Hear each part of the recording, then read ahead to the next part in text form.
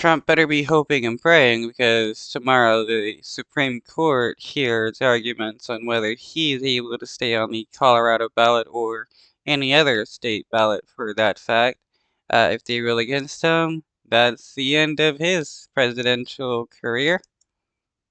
Tomorrow, the U.S. Supreme Court is going to be hearing arguments on the unprecedented Colorado ruling disqualifying Donald Trump from that state's 2024 Republican primary ballot. Legal experts say that there are several ways that the justices could actually reverse that decision without weighing in directly on Trump's conduct or allegations that he engaged in that deadly insurrection after the 2020 election. Our senior correspondent, Devin Dwyer, joining us now to talk about this. So what can we expect from the proceedings tomorrow, and do you actually think Trump may show up?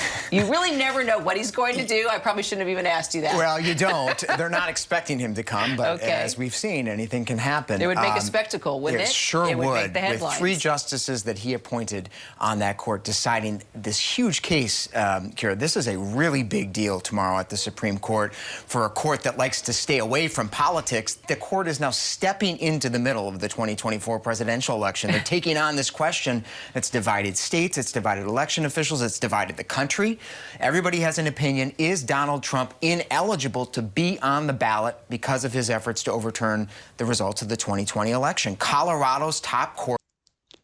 I mean, if you honestly think Trump is still eligible to be president, even after attempting to overturn the election, you have something wrong with you.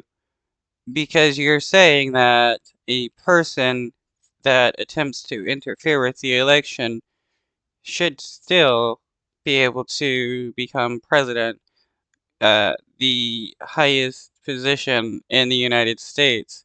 That is insane. Court said last year he's ineligible. He's disqualified because he engaged, in their words, in insurrection. Section 3 of the 14th Amendment says anyone who took an oath to defend the Constitution as an officer of the United States and then engaged in insurrection can't hold office ever again. That's what that court... And Section 3 of the 14th Amendment also says vice presidents and presidents, so Trump is included in that. Found, and tomorrow the justices are going to hear Trump's appeal. He says Section 3 does not apply to him. He says he didn't engage in insurrection, and we'll see what the justices have to say about that. They're not expected to rule from the bench, but their questions, as you know, could give us a hint of which way they're going to go. Do you have any idea when we could have a decision? Well, the decision is going to come relatively quickly for the Supreme Court. The expectation is a number of weeks, certainly not in June.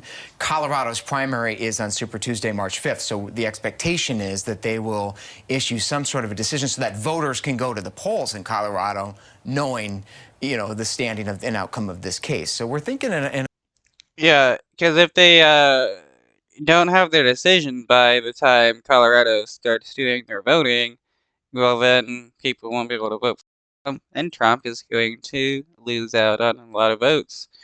I'm not against that, but like hopefully the Supreme Court does make the ruling long before then. In a couple of weeks. It won't happen tomorrow, though. And then there's all the lawsuits that are out there. Oh, my goodness. There are so many lawsuits on this issue alone, dividing the states. And this decision, in this case, will be historic. Never before has the Supreme Court taken up this question of the 14th Amendment. It's 150 years old, Kira. It was enacted after the Civil War. So tomorrow is going to be fascinating. Attorneys on both sides of the case expect the justices to take this extremely seriously, engage with the questions, engage with... I mean, we have solid evidence that Trump tried to interfere with the election, even if you want to ignore him telling people to go to the Capitol and, you know, kill people and stuff. You have Georgia and Michigan where Trump had asked people to get votes for him so that he could win those states. That is definitive election interference. Like with Georgia, he is on record on a phone call telling the Georgia Secretary of State to find him 11,780 votes. That is definitive election interference.